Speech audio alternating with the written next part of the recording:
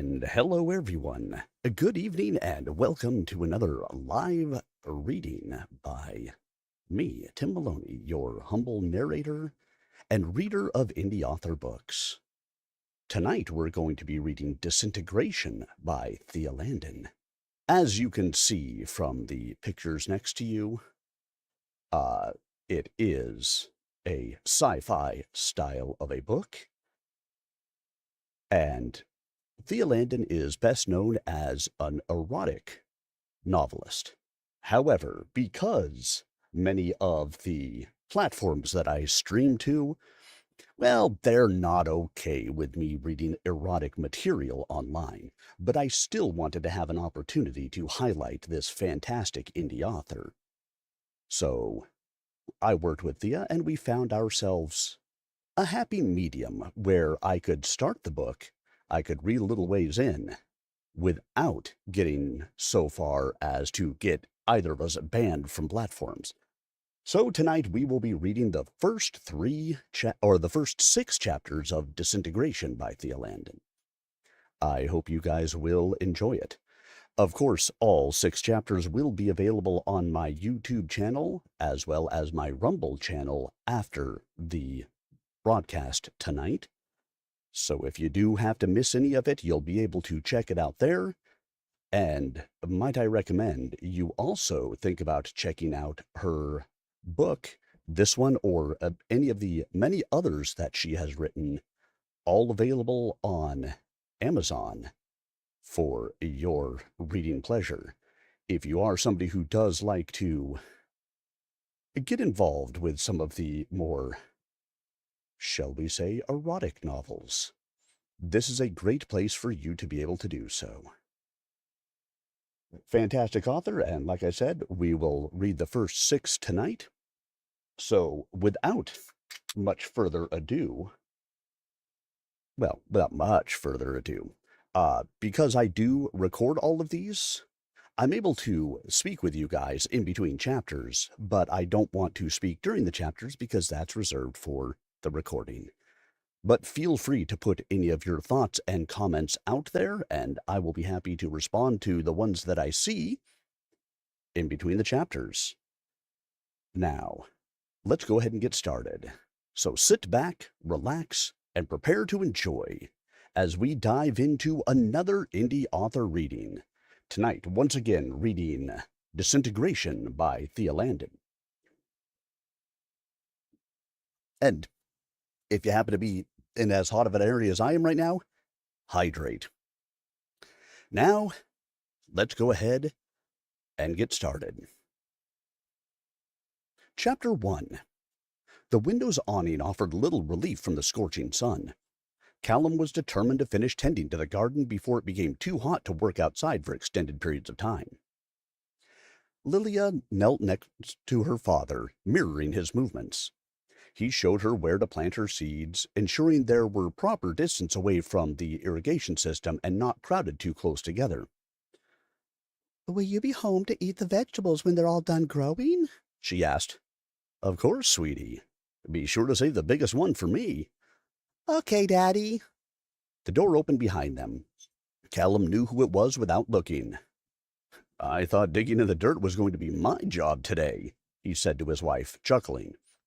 When he turned around, the muscles in his shoulders clenched when he saw what Meta held in her hands. "This was making all sorts of noises," she said. She passed him his helmet, which he had left lying on a table inside. "I figured it might be important." He popped the transmitter off the side and held it to his ear. It was silent. He flipped it over and looked for the textual readout of the message he had missed.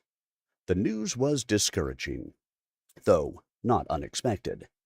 He glanced away from her inquisitive gaze. "I have to leave." "Already?" Her brows knit together. "But you just got here yesterday." "I'm sorry." Meta sighed. "Don't apologize. I know it's not your fault." Nothing Callum could say would make either of them feel better. He snapped the transmitter back in place before tucking it under his arm and retreating through the open door. The thin cotton undershirt he'd been wearing landed in the hamper. After donning a fresh one, he wriggled out of his soil-smeared shorts and added them to the laundry pile. His uniform was in the bedroom, washed and folded into a neat stack.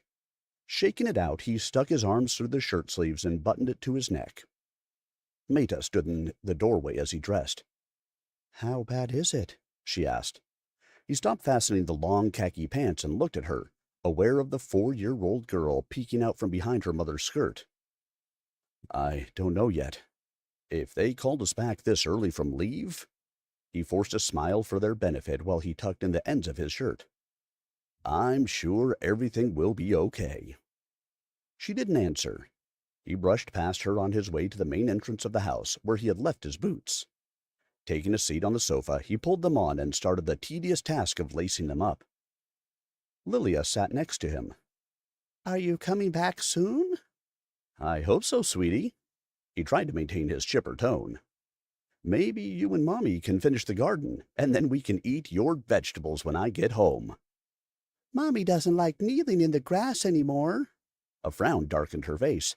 "She says it hurts sometimes." "Then you'll have to be her extra special helper."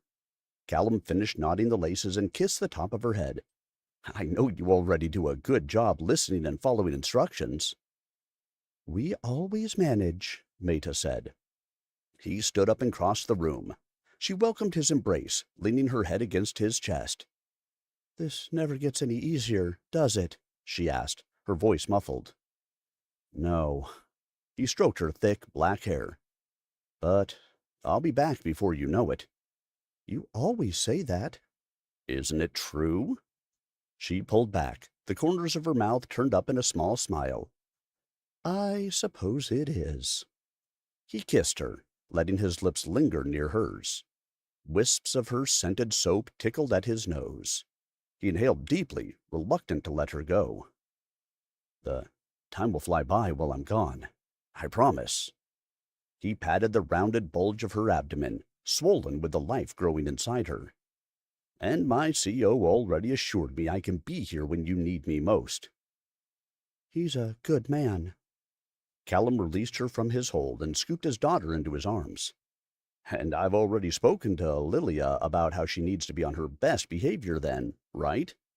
She nodded, her curly pigtails bobbing. "Uh-huh." "It'll work out somehow. It always does," he said.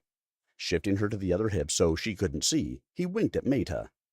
"Before long, she'll have the baby brother she's always wanted." "No, it should be a girl. Another girl like me." He'd succeeded in making his wife laugh.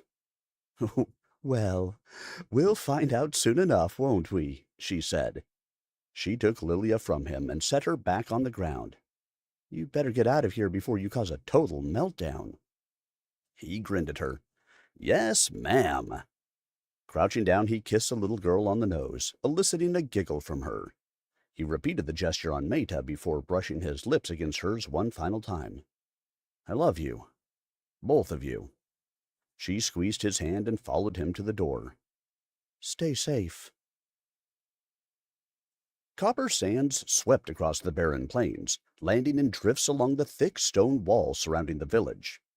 Callum strode beneath the high arch marking the sole opening in the simple enclosure. It was little more than a means of delineating boundaries, as it did not offer much in the way of protection from enemies or the elements, and the residents of CERN were free to enter and leave as they desired. He wished he didn't have to leave so soon after his return.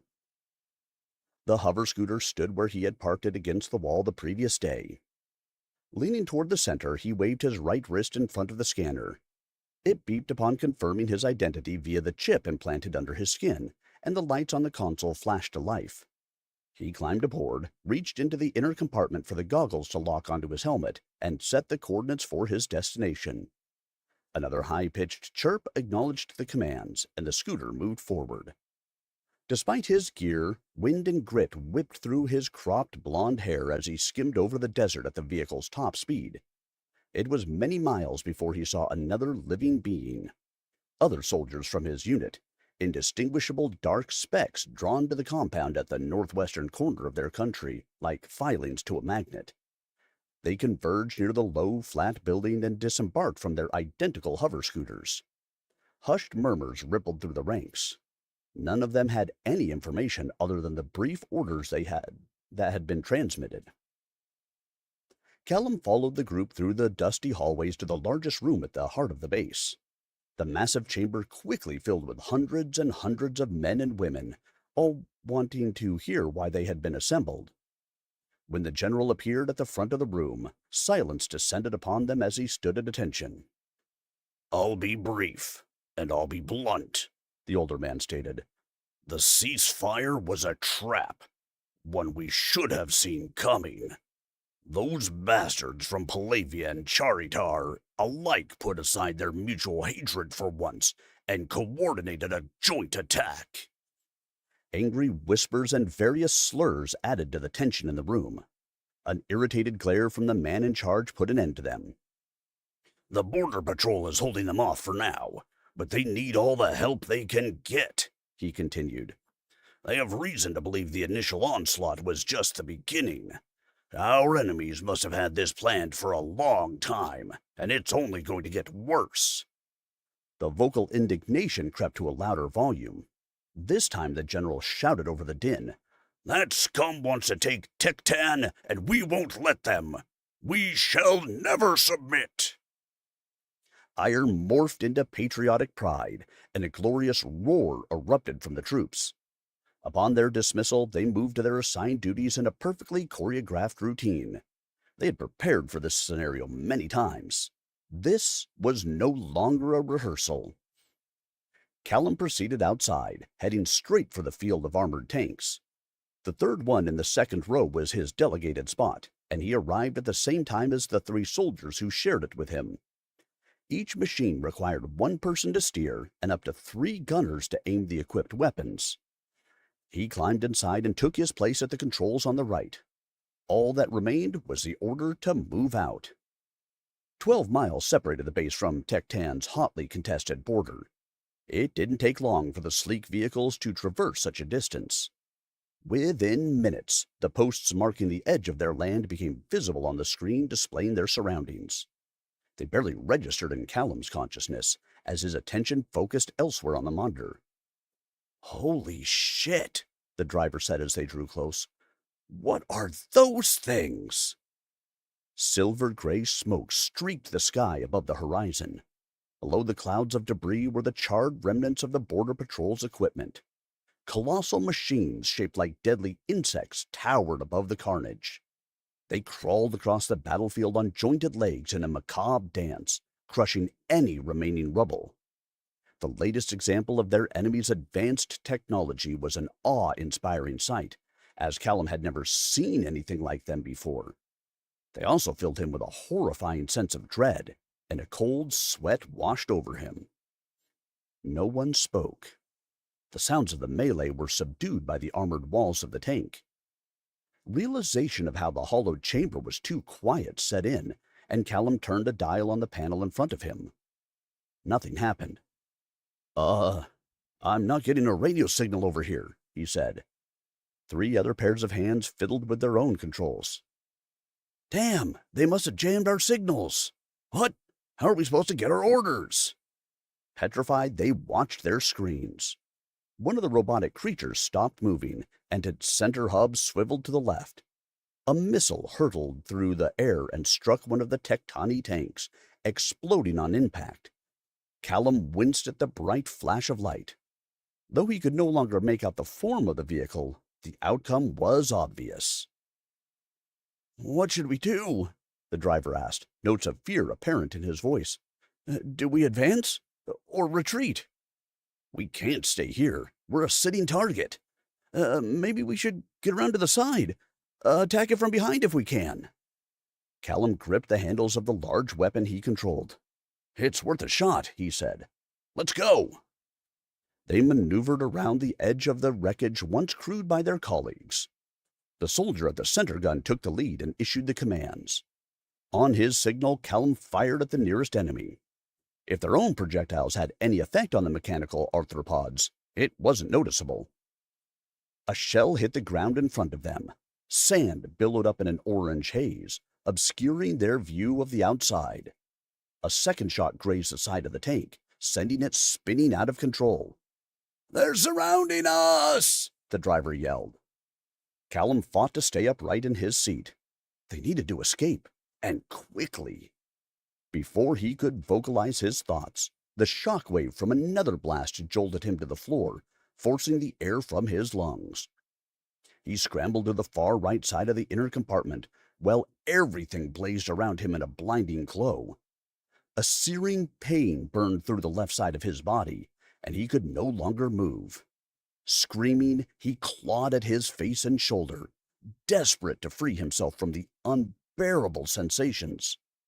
It was to no avail. Choking on the pungent smoke, his last thoughts were of Meta and Lilia before everything around him plummeted into darkness. "Oh no! Oh no! Oh no, everyone!" Hello, let's see, Ezra Rushing and Levi Andrea Lendio. Glad to have you guys here with me tonight as we read Disintegration by Thea Landen. As a reminder, I record these chapters so they will all be available on the YouTube channel after the stream tonight at youtube.com/@SirArminius. I will also have it up on Rumble, but I have no idea what the address is there because it's not nearly as easy as youtube.com/@SirArminius. One of these days I'll get it figured out, but you can find it in either spot. But now, let's see. Any questions, comments, concerns from anybody? No. Oh, yeah. Oh, yeah. Nope.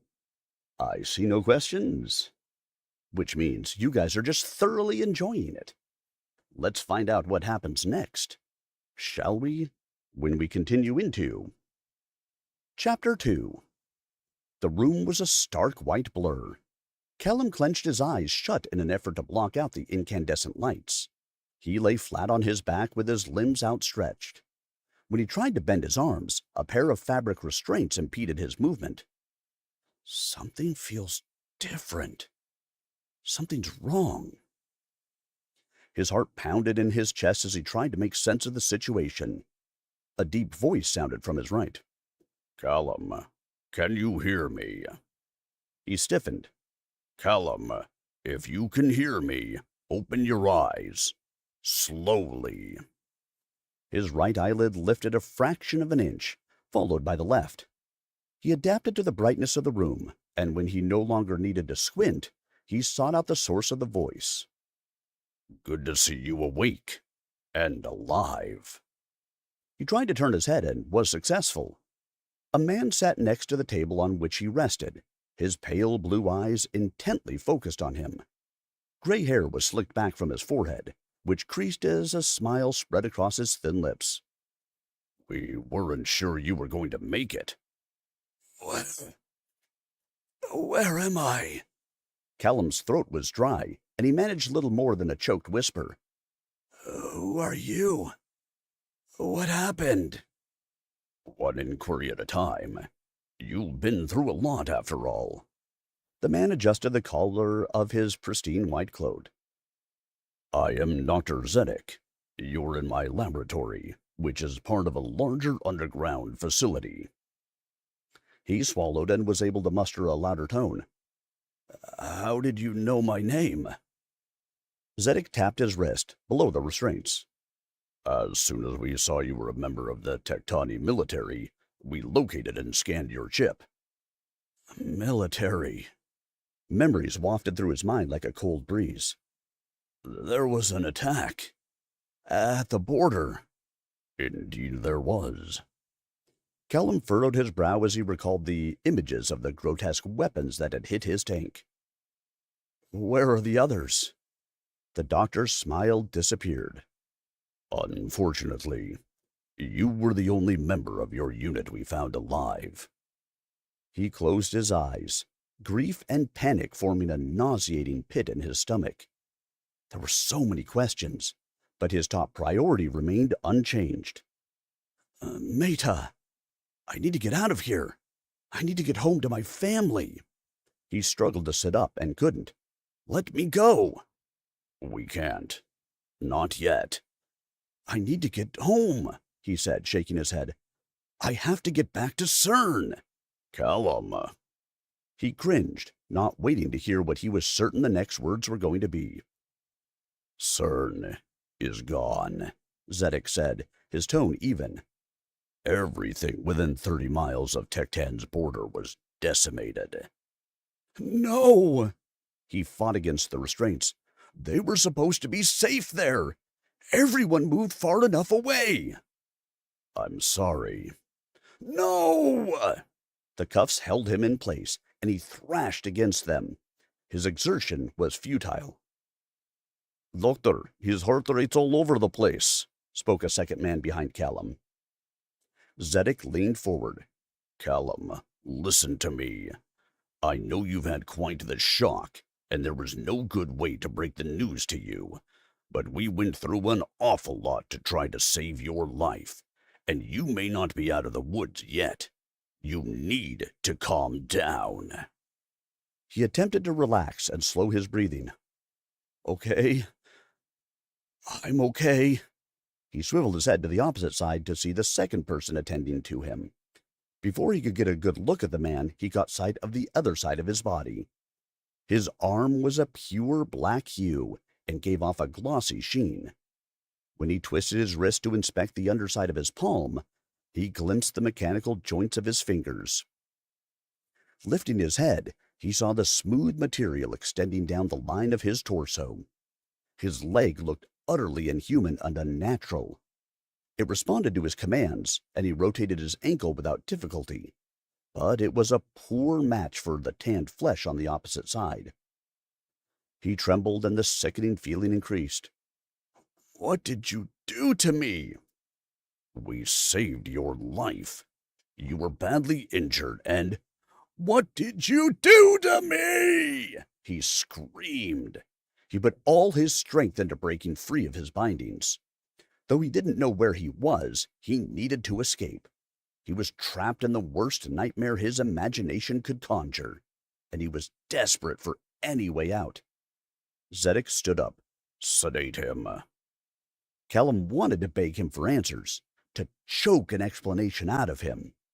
His limbs grew heavy, and he was unable to speak. Through the haze of the drugs coursing through his system, he thought he spotted a woman appear at the side of the table. He didn't have time to examine her closely before being thrust back into unconsciousness. The first thing Callum saw upon waking was the stern glare of Dr. Zedek. "You don't seem very grateful for someone who was on the brink of death not long ago." Callum said nothing. "When we stumbled across your crumpled body in the aftermath of the battle, my team and I worked very hard to rescue you." "Maybe you should have let me die out there," he muttered.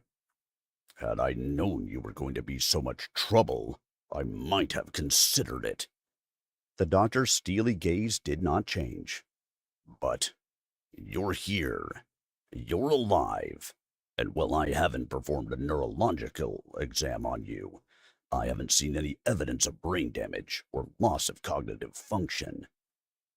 He mulled over the assessment. "Thank you." "Much better." His tight smile emerged again. "Now, if you promise to maintain your composure, we can remove the restraints. I can also answer some more of your questions, as long as you're not flailing about like a madman." Callum nodded. Zedek unfastened the cuffs on his right side. As soon as he could move his arm, his fingers flew to his face. The skin on his forehead, nose, and right cheek seemed to be intact. The other side felt different beneath his fingertips. He assumed it was covered in the same synthetic skin that had startled him earlier. It stretched down over his neck and around the back of his head. For the first time, he wondered how severe his injuries were. Another man freed the altered left side of his body and helped him into a sitting position once he was no longer attached to the table. He appeared younger than the doctor, and his hair was considerably darker. Unlike the older man, there was no contempt reflected in his eyes. "My assistant, Vlad Castles," said Zedek. "He's been monitoring you closely since we first brought you in here. Also involved in your case is one of my top agents, Ro Bernard." Behind the doctor, a slender woman perched atop a stool. Callum recognized her as the person of whom he'd caught a glimpse before the sedatives had knocked him out. At her introduction, she hopped up from her seat and approached the table.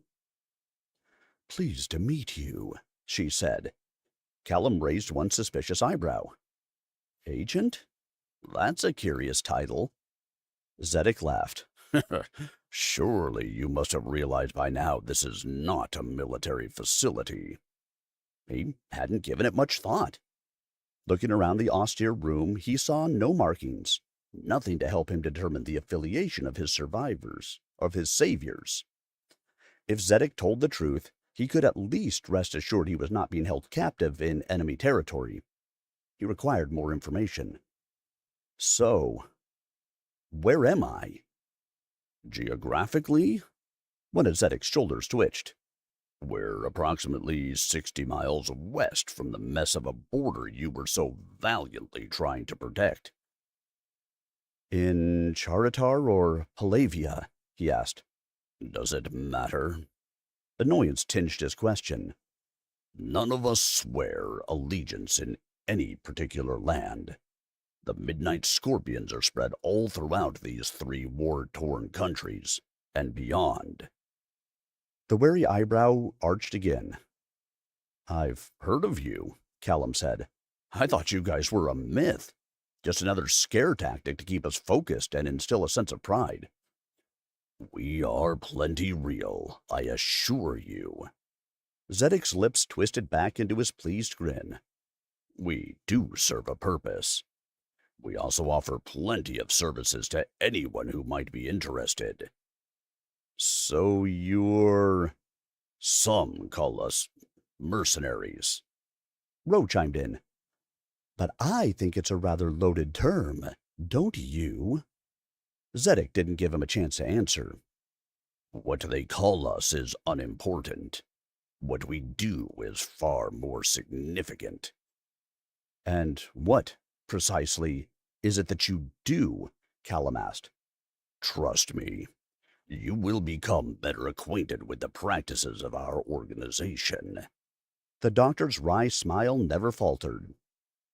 "Because now, my brave soldier, you are one of us." Well, everyone, what do you think so far? What do you think about Disintegration? We have started with, unfortunately, Callum losing the battle for his home, getting all blowed up, losing his wife and daughter, and being remade into a cyborg. Dun dun dun. What do you think? No, not sure. No one is quite sure. Well, I tell you what. Let's continue, reading, and let's find out, shall we? Let me check really quick, make sure no other comments have come in. No. All right. No comments means you guys are just enjoying it too much, and you need to know what's happening next. Well, I can deliver. Let me take a quick drink.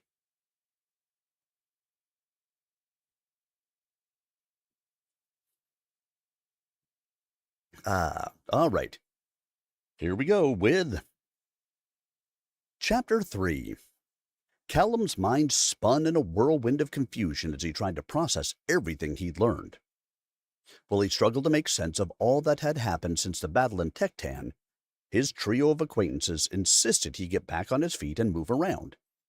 The sheet draped around his waist was discarded, replaced by a simple shirt and a pair of pants made from a stiff, coarse fabric. He was unsteady at first, due to a combination of days of inactivity and the required adjustment period regarding his artificial parts. As Vlad led him around the laboratory, Zedek prattled on about his research and the technological advances allowing him to integrate the cybernetic prosthetics with his body. Much of the talk about sensors and carbon-based materials were beyond his comprehension, yet he marveled at how quickly he was able to adapt to his new state. The synthetic muscles moved his limbs and flexed his joints exactly like the biological ones he'd lost. He could touch the tip of his nose with his left index finger when Zedek instructed him to do so. Following that, he was able to pick up and manipulate various tools. Standing, crouching, and jumping became second nature in less than an hour's time. Just as his engineered appendages were identical in function to his original ones, the inky material covering half his body felt like his natural skin. He could touch and feel touch in return. All the outside stimuli they introduced to him were met with appropriate reactions. "How do you feel?" Zedek asked. He considered the question. "Physically? Fine. The rest will catch up eventually, I'm sure." "Mm-hmm." He made a non-committal noise, choosing not to argue. Zedek turned to his assistant. "How do his vitals look?" "Everything within the expected range." Vlad glanced up from the notes on his tablet. "We could keep the subject here one more night if you want." "I have a name, and I can hear you," Callum said. "Right. Sorry." Vlad tapped the edge of the device with his stylus. I guess I got used to monitoring you when you weren't awake." "I'm sure after everything he's been through, Callum wouldn't mind some time to himself," Zedek said. "Ro, why don't you show our newest recruit to his quarters? Vlad and I have some data to go over." "Sure," she said. "Come on. The residential wing is this way." Callum followed her out of the laboratory. The underground hallways were illuminated by glowing panels recessed into the walls. Cool air circulated through the ventilation system. He felt neither trepidation nor a sense of coziness as they moved through the corridors, but he didn't find the facility unpleasant. "So, you were fighting for Tectan, huh?" Ro's voice disrupted his thoughts. "I guess there's something endearing about an underdog." "It's my country," he said. "I was defending my home." "Right." Kellum looked her over. Her dark brown hair, cut short and arranged in messy spikes, and amber eyes gave no hints as to her place of origin. From her pale skin, he surmised she had not seen the sun for herself in quite some time. A series of metallic studs ascended the rims of both her ears. He couldn't tell if the piercings had some sort of cultural significance or were merely for aesthetic purposes. "Where are you originally from?" he asked, trying to make casual small talk and satisfy his curiosity. "If I tell you I was born in Palavia, are you going to try to kill me?" Her candor surprised him, though he couldn't deny it was a fair question. "No." "Good," she laughed. "What Zedek told you was the truth. No one down here gives a shit about the area of land 3 different nations are slaughtering each other over, trying to prove who's the smartest and the strongest." Her opinion clashed with the pride he'd felt during his service. "But the Midnight Scorpions exploit it, don't they?" "You?" "They make it easy for us." Ro led him around a corner and changed the subject. "So, Callum, do people ever call you Cal?" "On occasion." He shrugged.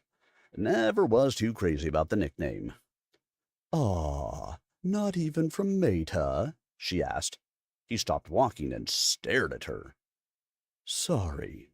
Too soon, I know." "How did you know?" he said, swallowing. Did I know what? How did you know her name?" She poked his wrist. "We know everything about you, remember?" Ticking items off on her finger, she recited a list. "Callum Renwick, 27 years old, born in Coral City to Eleanor and Carlo Renwick, both deceased. Enlisted at age 21, married Meta Crow not long after. One child, whose birth was registered in CERN 4 years ago." his mouth pressed into a straight line. Very impressive.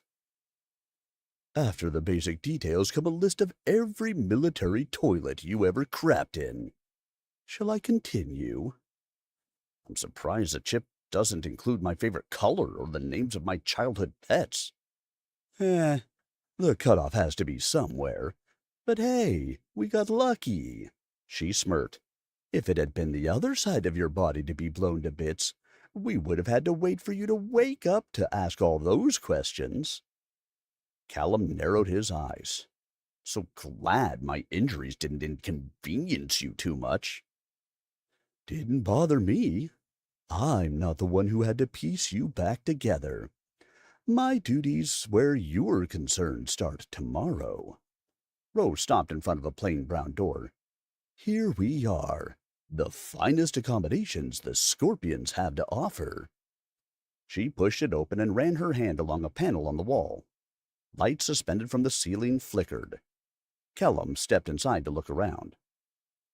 The room was small and sparsely furnished. A bed stood in the corner, topped with a pillow and a blue-striped blanket. 2 rickety chairs flanked a round table in the opposite corner, and a wooden dresser towered against the wall.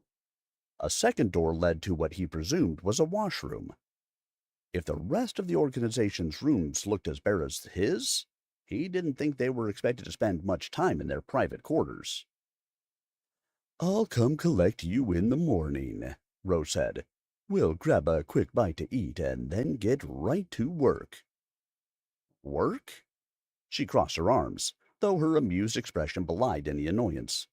You didn't think Zedek went through all that trouble to save you and equip you with all those fancy parts for fun, did you? He exhaled.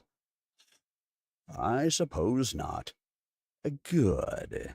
Then we'll get started bright and early. She frowned, and her voice took on a more serious tone for the first time. Look, Callum, Averting her gaze from his, she scratched her head. I'm sorry about your family, and your home, and your friends in the army. Yeah. Thank you. I think nearly everyone down here has lost someone or something close to them, she said. Don't expect to hear about it, though. This isn't a forum for sharing sob stories. Also, she furtively glanced up and down the corridor. Callum copied her actions and saw nothing out of place. What? She took a step closer to him, close enough so their bodies touched. In case you thought it was curious how they turned you loose so soon, assuming you'd be okay on your own. Steadying herself with a hand on his shoulder, she stood on her tips of her toes and leaned forward. Her lips brushed the edge of his ear, and her whisper was barely audible. Don't try anything stupid. They're watching. Before he could respond, she was halfway down the hallway. Good night, she called over her shoulder. Try to get some sleep. Callum closed the door.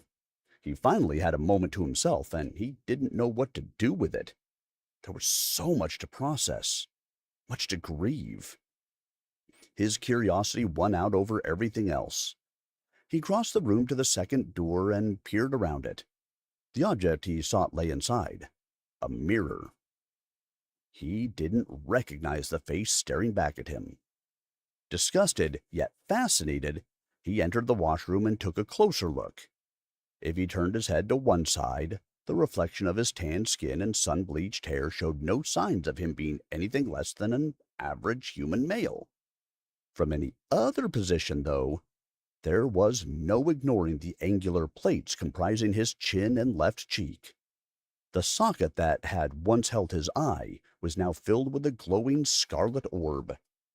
When he closed his remaining eye, he noted no changes in his vision. He poked at the mechanical ball and flinched at the intrusion of his finger. The seamless integration of the cybernetic parts continued to amaze him. Alone in the washroom, Callum stripped off his clothing.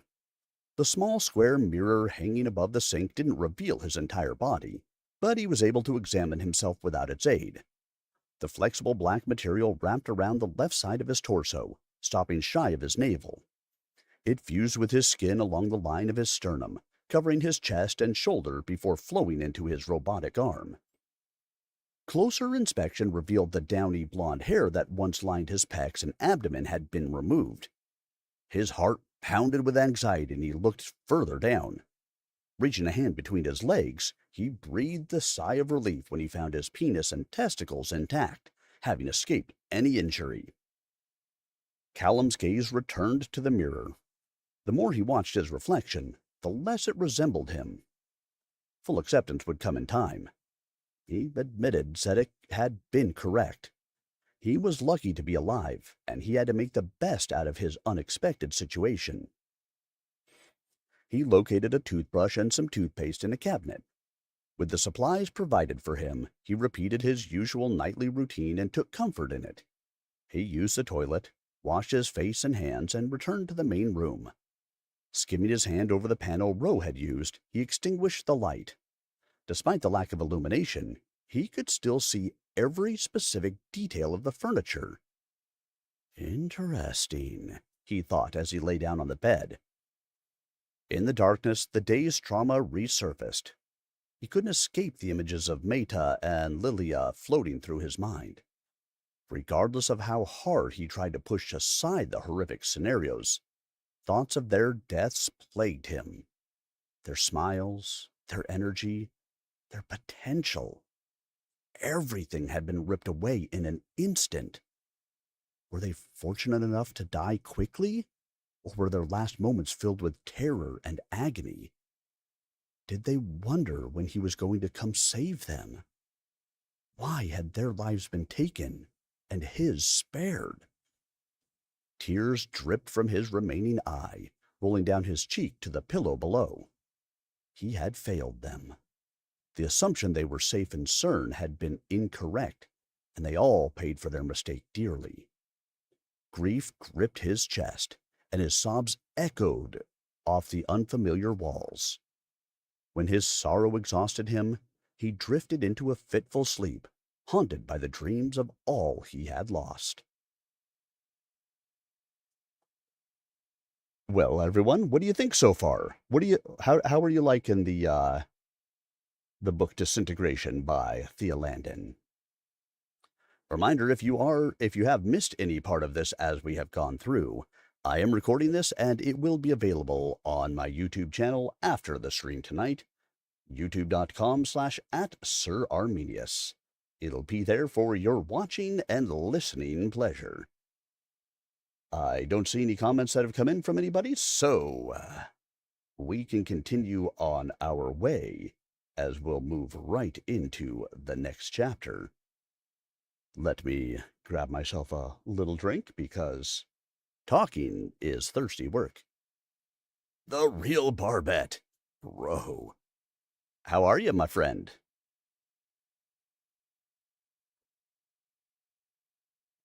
As always, Barbette, it is good to see you. Don't worry. We stop this book before we get to the really erotic parts. Because if you look up Thea Landen, she is known as a smutty author.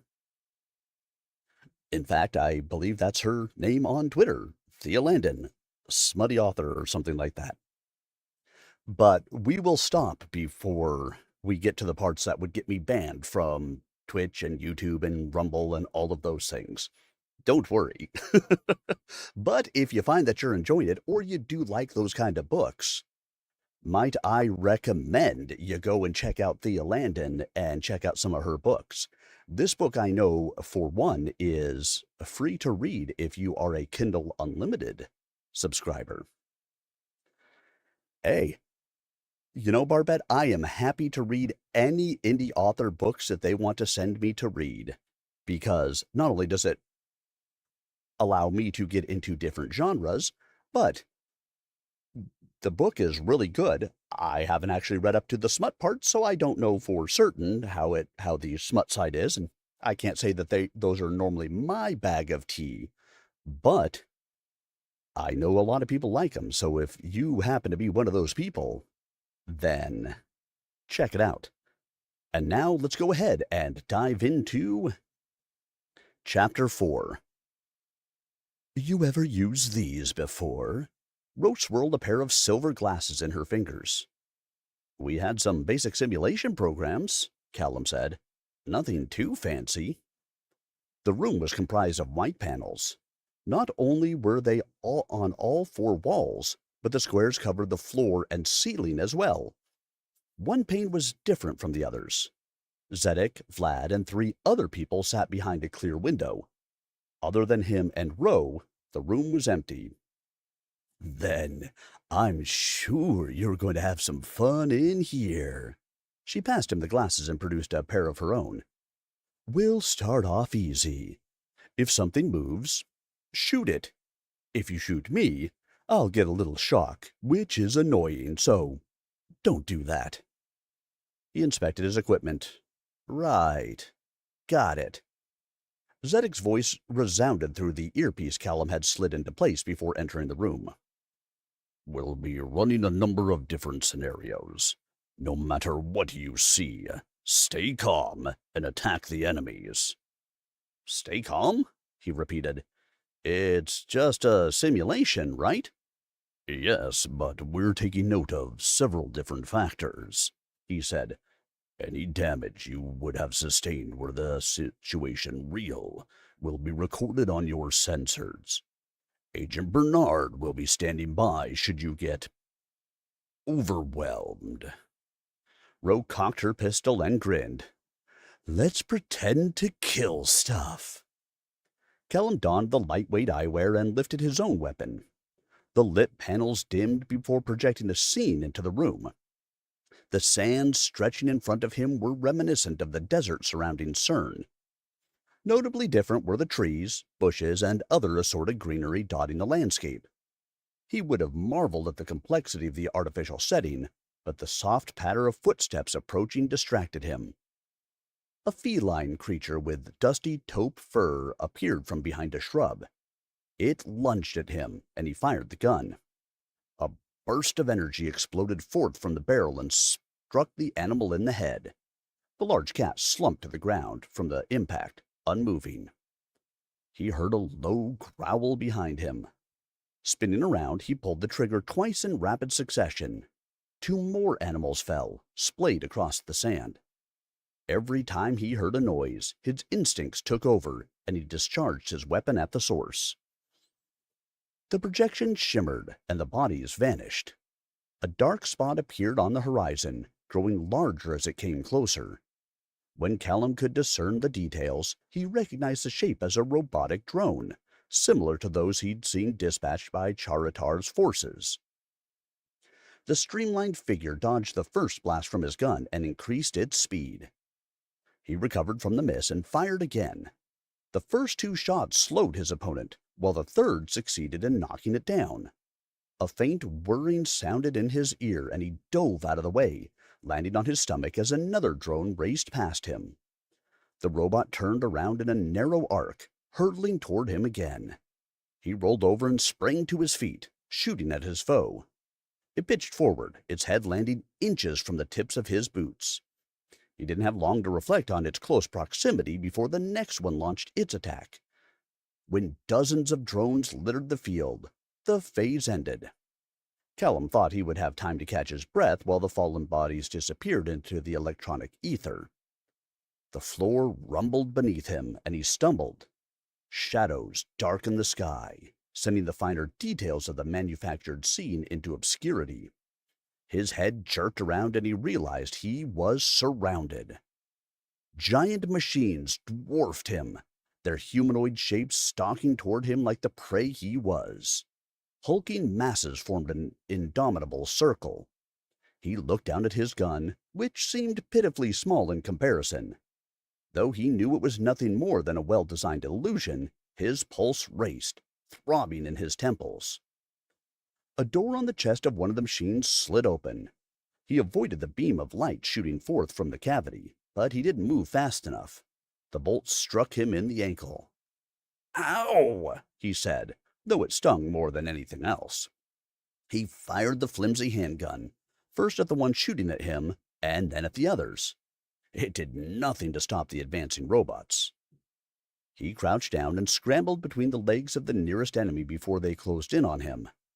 Ro sat on a nearby rock, her chin resting on her hand as she watched him escape from the simulated aggressors. A click signified another blast was coming, and he darted to the side. "What do I do?" he asked her from the ground. She shrugged.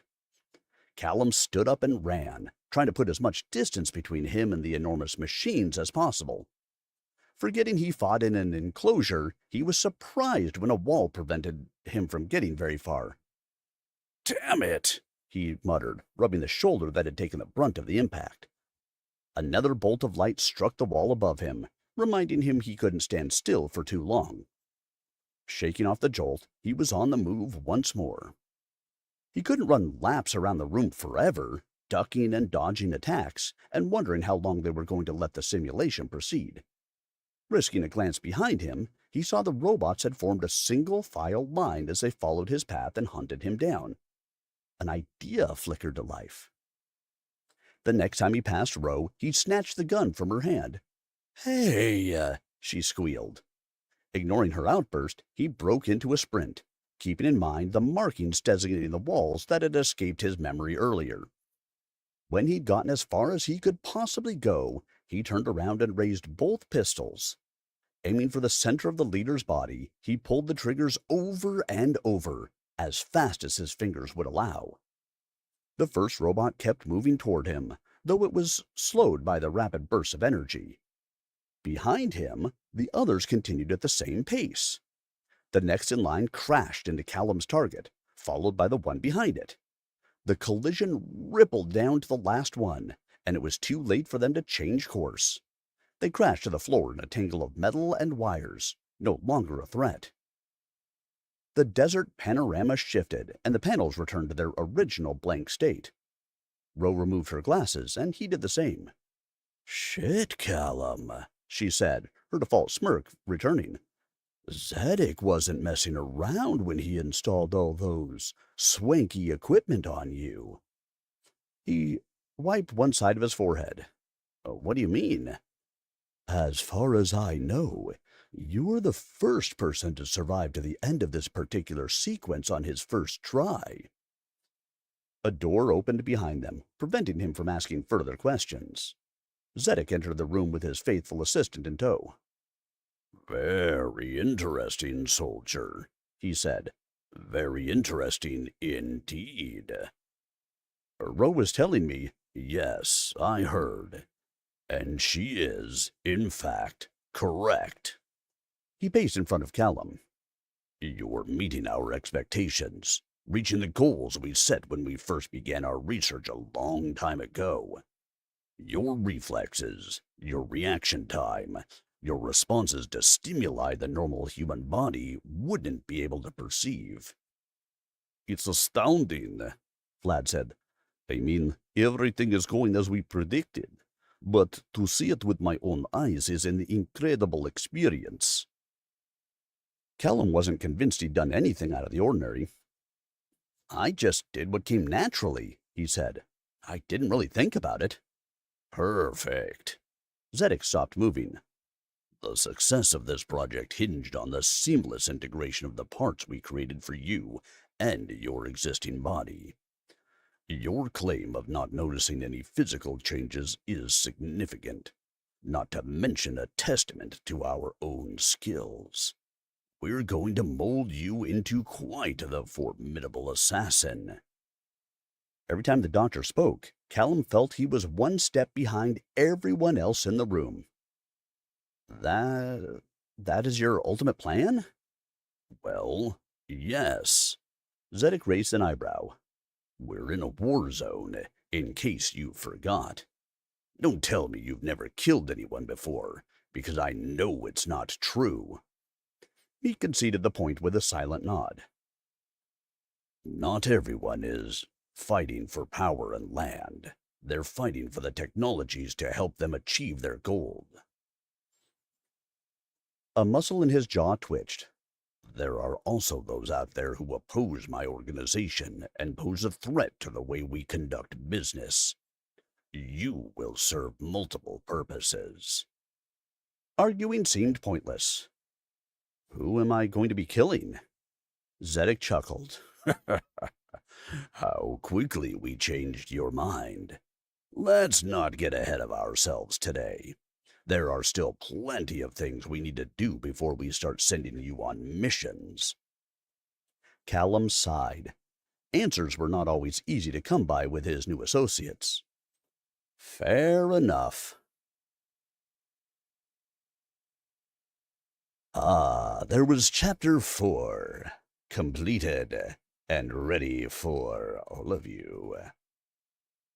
Zedek, the leader of the mercenaries, Doctor, cybernetic master, and ballet dancer? Okay, maybe not. I have no idea. Maybe he was. I got nothing.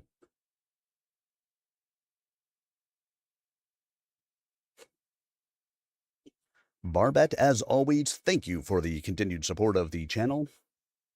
You are always so good to me. I appreciate it. And I hope you are feeling well, my friend. All right, let's go check really quick, see if any comments have come down on any of the other streams. No. No. No. We're sorry. There are no other things for you to listen to. Oh my. Oh no. All right. I guess that means we continue, huh? That sounds like the right answer to me. We're going to go ahead and jump in now to Chapter 5. Rose stood on the opposite end of a padded mat and tightened her gloves. All right. Let's see what you've got.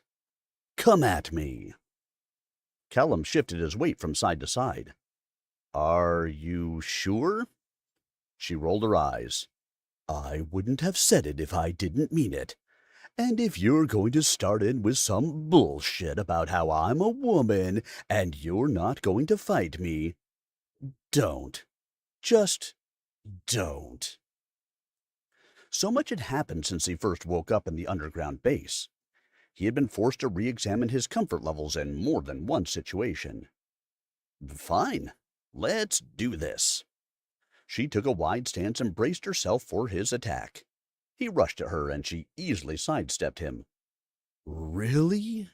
This is the best you can do? She asked, laughing. Come on. I'm not some pre-programmed simulation. Try again. He moved toward her a second time. Before he could get too close, she kicked out, and her foot collided with his knee. A pained grunt escaped his mouth, and the momentary distraction landed him on the floor after she swept his legs out from beneath him. I guess my hand-to-hand skills are a little rusty, he said, coughing. Zedek's voice came through an overhead loudspeaker. Try not to break him, Agent Bernard. He was very expensive. Ro leaned over him. You won't hurt me. I promise. Now, get up and come at me like you mean it. It doesn't have to be a fight to the death. Just a friendly little spar. Callum did as he was told. He feigned movement in one direction, and when she reacted, he caught her from behind.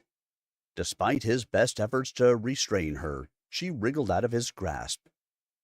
Am I going to have to kick you again? She asked. Damn, she can be infuriating.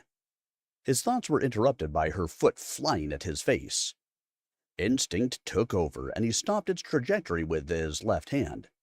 With a twist and a shove, he sent her crashing to the mat. His victory was short-lived as he failed to avoid her sweeping kick for a second time. Getting to his hands and knees, he tried to stand up, but her leg came down hard on his neck. His arms shot out from underneath him. She launched herself onto his back and succeeded in pinning one of his wrists behind him.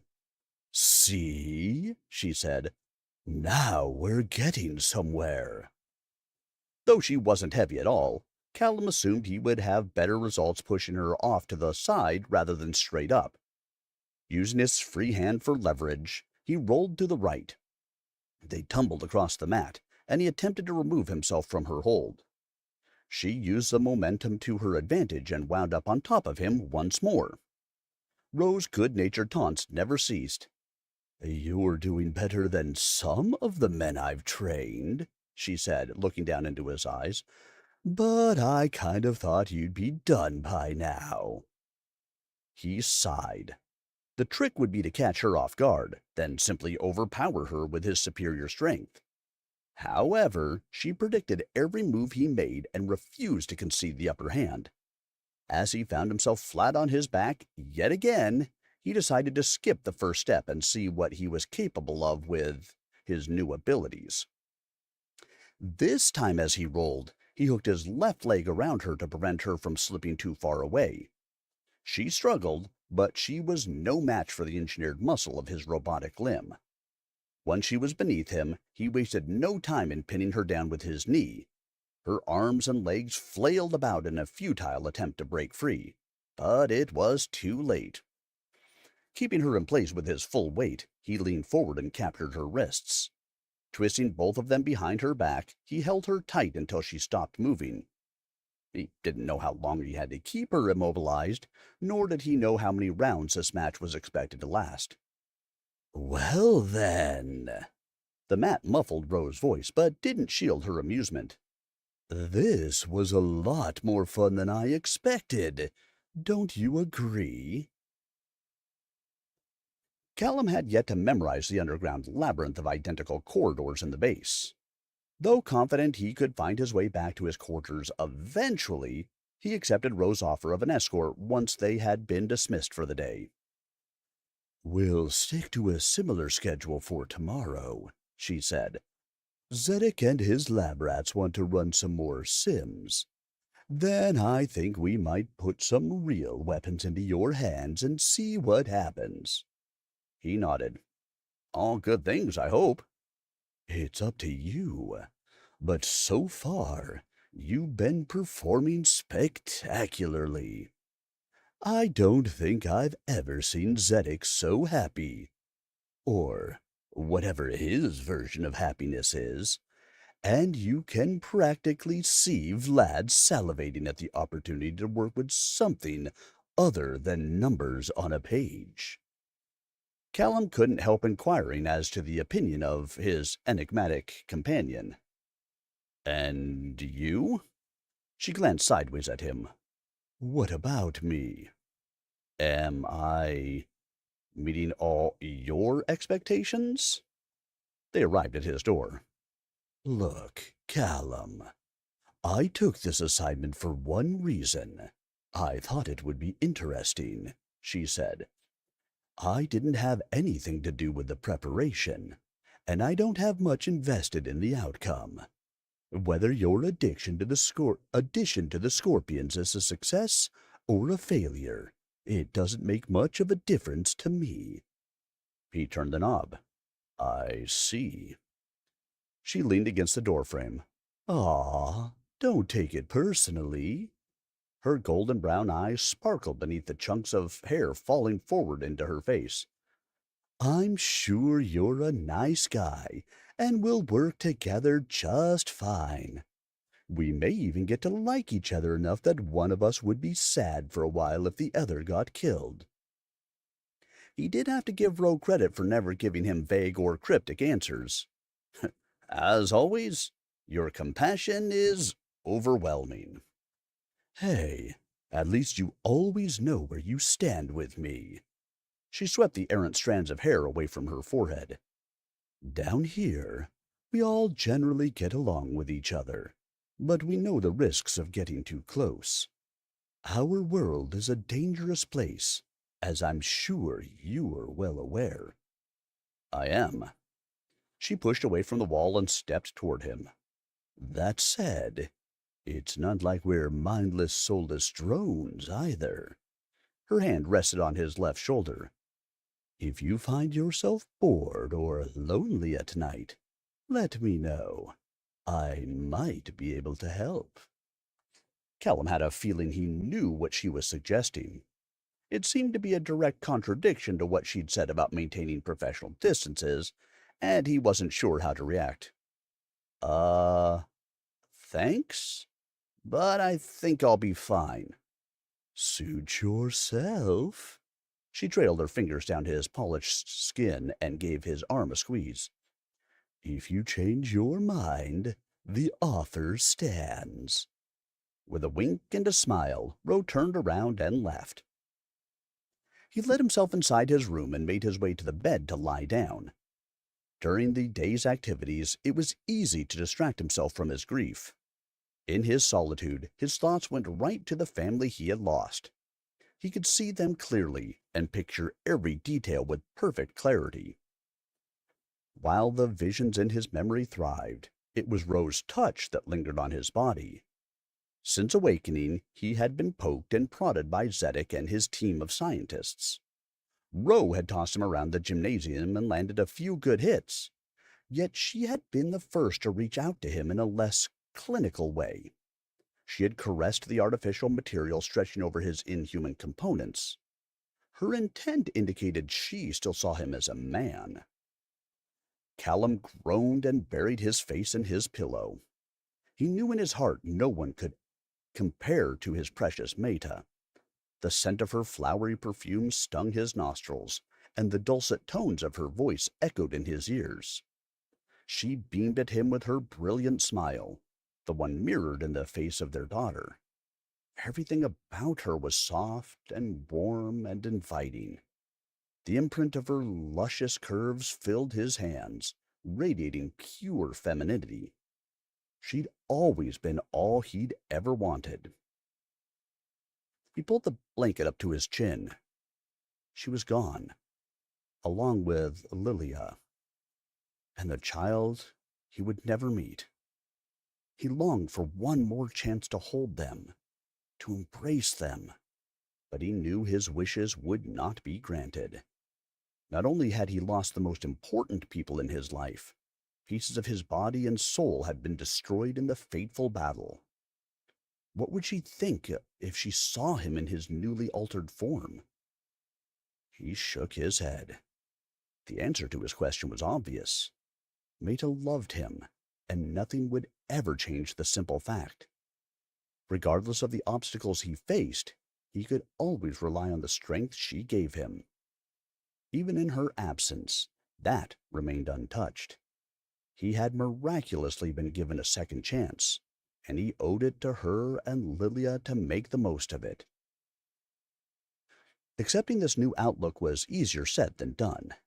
Anguish gnawed at him, filling him with an aching emptiness.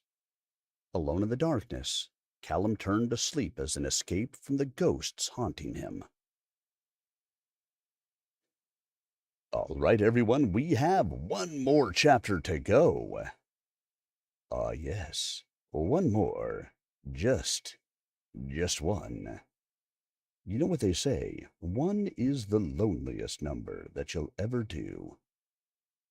Two can be as bad as one. It's the loneliest number since the number one. All right, let's go take a look through really quick. Anybody have comments, questions, anything else? No,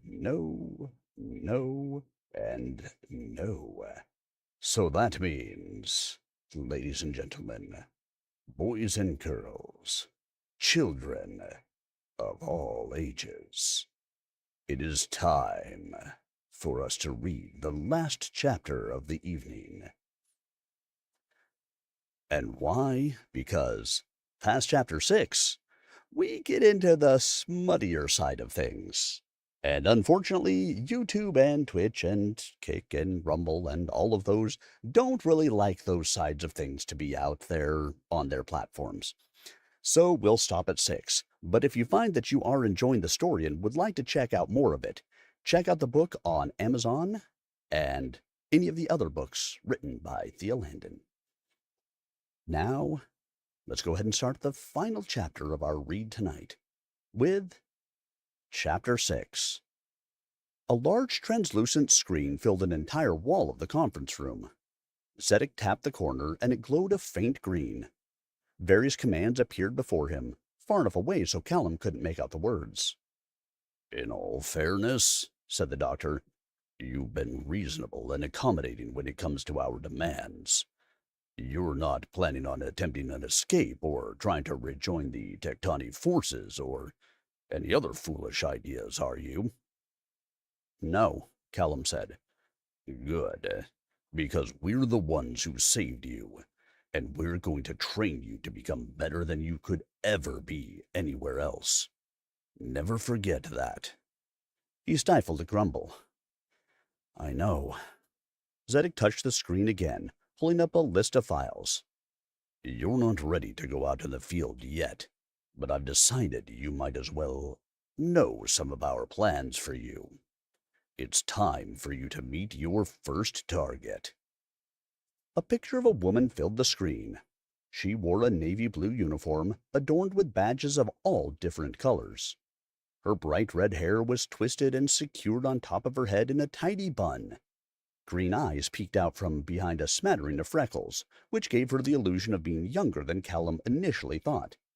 The corners of her mouth turned up slightly, hinting at a smile that would be inappropriate for an official portrait. Do you know who this is? Zedek asked. He shook his head. She doesn't look familiar. Zedek's gaze flicked back to the screen. Tanith Vale, he stated, Executive Director of Charatar Intelligence. A very efficient, very capable woman who showed promise from her earliest days at their military academy. She does her job well and deserves her title. Kellum finished his thought for him. And you want her dead? Yes. So much for answers. I suppose it's not my place to ask why you want me to kill her? Normally, it wouldn't be. Zedek sighed. But there are a number of reasons I'd prefer to see Miss Vale taken out of commission. Some of them are relevant to you, personally. He'd succeeded in further piquing Callum's interest. Oh? Let's start with the bigger picture first. He stood beside him and faced the screen. She has long decried the existence of the Midnight Scorpions, and has tried, albeit unsuccessfully, to shut us down in the past. It seems she has forgotten how her superiors have relied on us for intelligence and other resources. Without us, the wars they waged could have had a much different outcome, even if they don't care to openly admit it. I don't see the personal relevance you mentioned. Zedek exhaled again. Are we forgetting where our loyalties lie already? She wants us gone. You are one of us. Think of it as self-defense if you must. The irritated expression disappeared from his face, yet his ice-blue gaze never wavered. And if this isn't enough for you, there's nothing quite like a good old-fashioned revenge killing. A knot formed in Callum's stomach. He had his suspicions about what the doctor implied, but he needed to ask the question. Revenge for what? She is a high-ranked government official. Haven't you figured it out yet? He clenched his jaw. Tell me what you know. It goes without saying she was involved in planning the attack which nearly killed you. He drummed his fingers together in front of him. It is her job, after all. And? Zedek's tone was casual, as if he were reciting a weather report. Our sources say it was Ms. Vale who set up the temporary alliance between her country and Palavia. She offered some intel she had on the Tectonic forces to make the deal sound more enticing. He rubbed his cheek. I'd assumed by now the ceasefire was a ruse, but also her idea, from what I've been told. Callum studied the image on the screen. Tanith didn't resemble his notion of a ruthless murderer, someone who treated life and death as nothing more than objectives in her game. As he stared, the portrait shifted and twisted before his eyes. The serene, fresh-faced woman morphed into something darker, something more sinister. The sparkle in her eyes revealed her malicious intentions.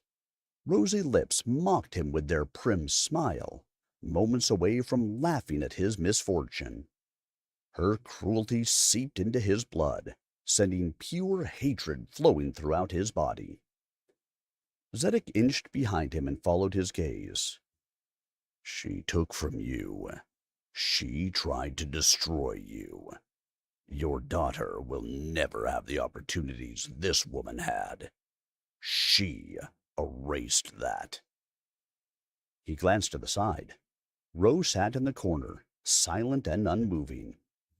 The light from the screen illuminated her face, tinging her pale skin with a verdant hue. If she was affected by anything she saw or heard, he couldn't tell based on her blank expression. It was easy for him to say the words he knew they wanted to hear. She deserves to die. I knew you would understand, said the doctor. When do I kill her? And how? Zedik laughed. Impatient, are we? Unfortunately, it's not as easy as simply waltzing up to Miss Vale and introducing her to your weapon of choice. We're not doing anything until we have a solid plan. I want this to be an efficient kill to send a message to anyone who shares her views on us. He released a long breath. Fine then. So, what happens next? 2 more images appeared on the screen, overlapping the portrait of Tanith. The first depicted a map of the southern region of Charatar, the borders with Tektan and Palavia clearly marked. Adjacent to it was a blurry photograph. The picture was not of the same high quality as the first, and Callum had difficulty deciphering what it represented. When not tending to her administrative duties in the city, Ms. Vale conducts her business closer to this hotbed of military activity, Zedik said. We believe we found the base where she maintains her offices in the mountains to the north of here. Upon a closer look, Callum thought he could make out a path through the hills and the mouth of a cave. Are those dark smudges? The entrance is heavily guarded, yes. If possible, we'll want to take her down on her way to the base. He gestured toward the photograph. Well, we can try to set up snipers in the mountains.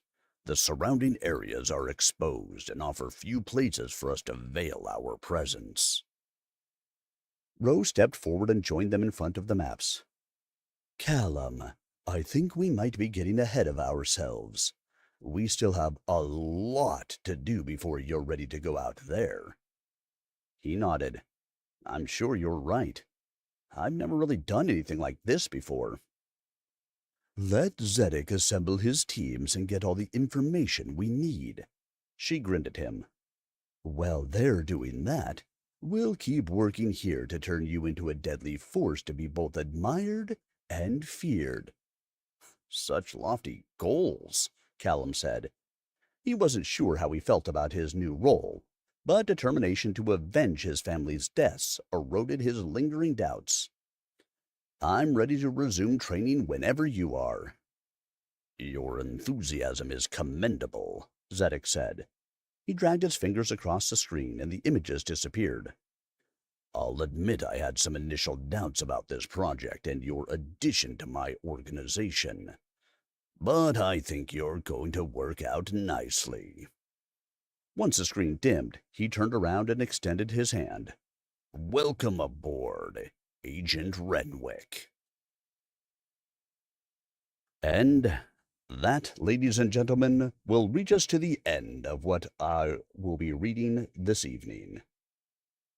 Once again, we can't really go any farther than this because, well, it gets a little spicy between Ro and Callum in Chapter 7. And most of these streaming platforms don't like that so much. But if you enjoyed it and want to find out more about what's going on in this book, you can pick up the book on Amazon. Links will be on the recorded YouTube and Rumble videos for your ease of getting there, or you can go to Amazon and search Thea Landen and Disintegration, and it should pull you right to it.